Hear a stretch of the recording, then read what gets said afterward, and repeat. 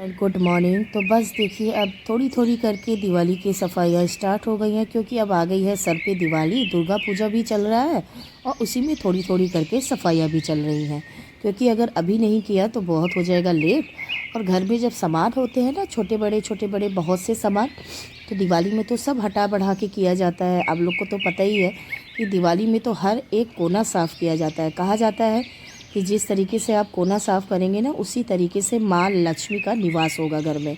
और जिस घर में अगर गंदगी रहेगी ना, बदबू रहेगी ना, और जहाँ मन जहाँ हर चीज़ें बस सामान पड़े रहेंगे, बस खाने पीने से ही मतलब रहेगा और किसी काम से मतलब नहीं रहेगा ना, उस घर में कभी बड़ी बरकत नहीं होती है। लक्ष्मी आएगी लेकिन आके चली जाएगी, वो आपके घर आएगी ही नहीं। जो साफ़ सुथरे घर होते हैं ना, उसी के घर में माँ लक्ष्मी, लोग पहले के बुजुर्ग कहते थे कि साफ़ सुथरे घर में ही लक्ष्मी प्रवेश करती है। तो बस उन्हीं का नियम मानते हुए मैं भी अपने घर में लग पड़ी सफाई करने में।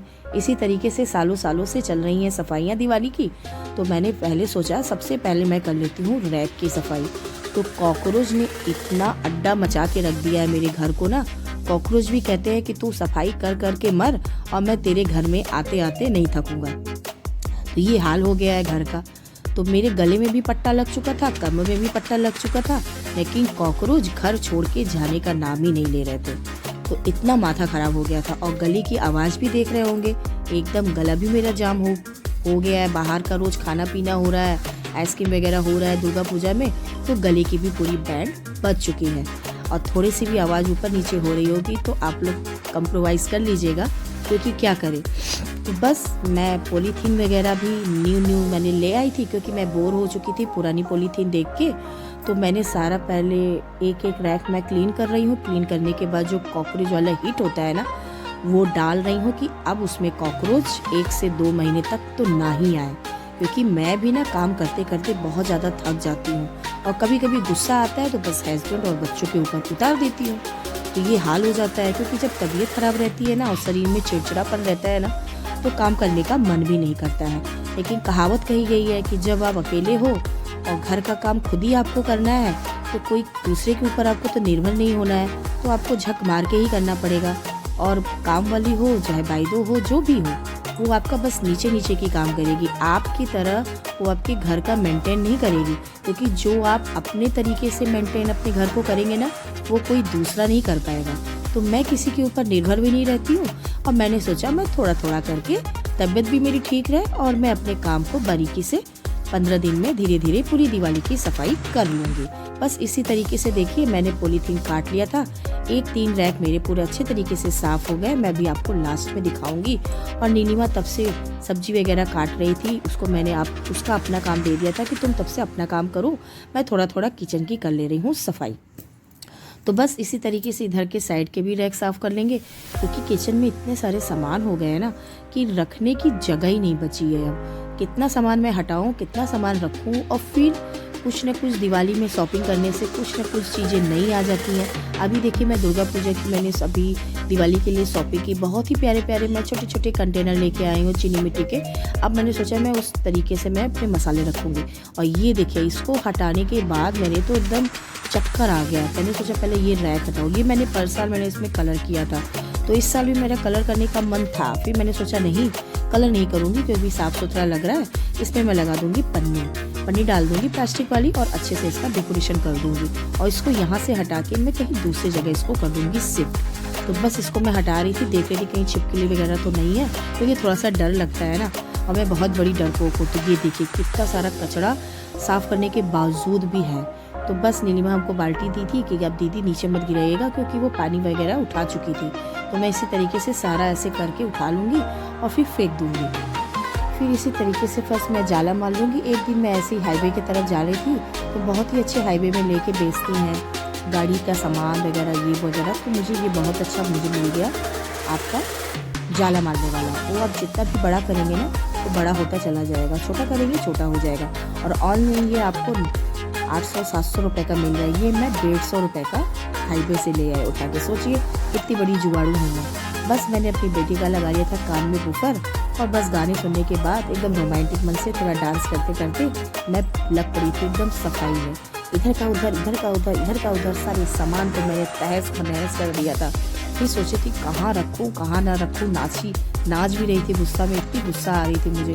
और फिर उसके बाद कांच के मैं छोटे छोटे कंटेनर लेके आई हूँ। उसको मैंने पहले अच्छे से साबुन से धुल लिया था और धुलने के बाद मैंने एक साइड रख दिया था उसके पानी अच्छे तरीके से झड़ जाए। तो ये देखिए छोटे छोटे मैं कंटेनर लेके आई हूँ, बहुत ही प्यारे प्यारे इस तरीके से। इसमें मैं थोड़ा थोड़ा करके मसाला रखूँगी और बहुत ही प्यारे प्यारे तरीके से मैं इसको डेकोरेशन करूँगी, आप लोग के साथ शेयर करूँगी बहुत ही जल्दी। कुछ देर आप बस सब्र करो कि मैं इसको कहाँ रखूँगी। और वीडियो पसंद है तो बस चैनल को कर लीजिएगा सब्सक्राइब, जो भी नया आए और चैनल को कर लीजिएगा लाइक, और लाइक के बगल में जो बटन होती है ना उसको कर लीजिएगा क्लिक, क्योंकि आने वाले वीडियो आप लोग के साथ फटाफट आते रहेंगे। और आपको तो पता ही है किराए का है घर, तो इतना तो तामझाम मैं नहीं कर सकती हूँ, क्योंकि मालिक से मैंने कलर कराने को बोला तो वो भी नहीं सुना। तो मैंने अपनी ही चीज़ों को मैंने अच्छे तरीके से साफ़ सुथरा करके मैं अपनी घर की कर लेती हूँ सफाई। कहावत कही गई है कि माता रानी तो देख रही है ना, ऊपर वाला सब देख रहा है किसके पास क्या है और किसके पास क्या नहीं है। तो बस मेरा भी दिन आएगा, आज नहीं कल, जब मेरा अपना खुद का घर होगा और आप लोग के साथ बहुत जल्द से जल्द मैं शेयर करूँगी अपने पति के कमाई का घर। और बहुत से लोगों के पास घर हो गया है, ऐसा नहीं है कि वो बस पति के उससे निर्भर हुआ है। बहुत से घर वाले लोग उसकी मदद करते हैं, किसी के माँ बाप मदद करते हैं तो किसी के सास ससुर मदद करते हैं, तो उसका हो जाता है। मेरा मदद करने वाला फ्रेंड कोई नहीं है, ना मेरे सास ससुर हैं ना मेरे खुद के माँ बाप हैं।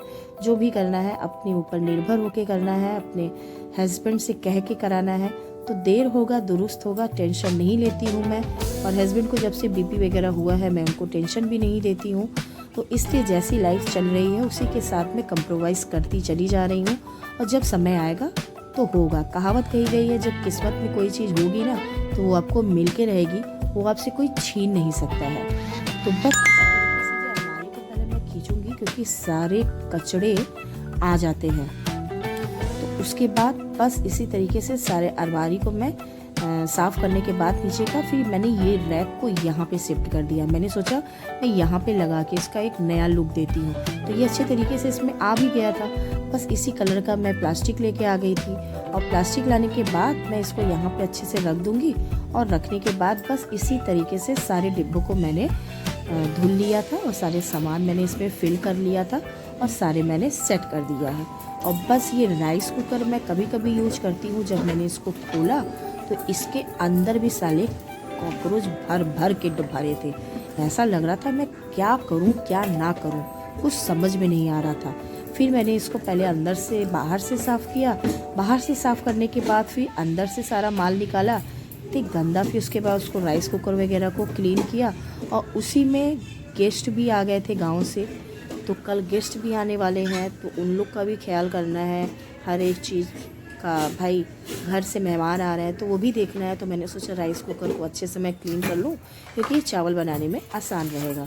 बस ये चाय की मशीन को भी अच्छे से साफ़ कर लूँगी।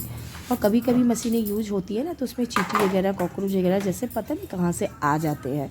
तो बस इसी तरीके से सब मशीनों को मैं क्लीन कर लूँगी, और उसके बाद में मुझे जहाँ ठीक लगेगा मैं वहाँ पे वो सेट करूँगी। तो ये ट्रे थी, ट्रे में सारे मसाले ऐसे रख के मैं ऐसे लगा रही थी कि मैं इसमें ऐसे करके रखूँगी। फिर मुझे इसमें रखने के बाद मुझे मज़ा नहीं आया, तो फिर मैंने ये ट्रे से सारे मसाले निकाल दिए। फिर मैं इसको कहाँ रखूँगी आप लोग के साथ मैं बताऊँगी, क्योंकि मुझे जब जो चीज़ पसंद नहीं आती है ना मैं उसको वो काम फिर करती नहीं हूँ।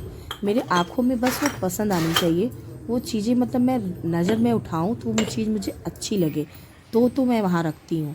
फिर देखिए किचन साफ़ होने के बाद किचन का पूरा लुक देखिए, मैंने यहाँ पे ये चीनी मिट्टी के सारे छोटे छोटे बाउल मैंने लगा दिया है। तो कैसा लग रहा है आप कमेंट करके मुझे जरूर बताइएगा।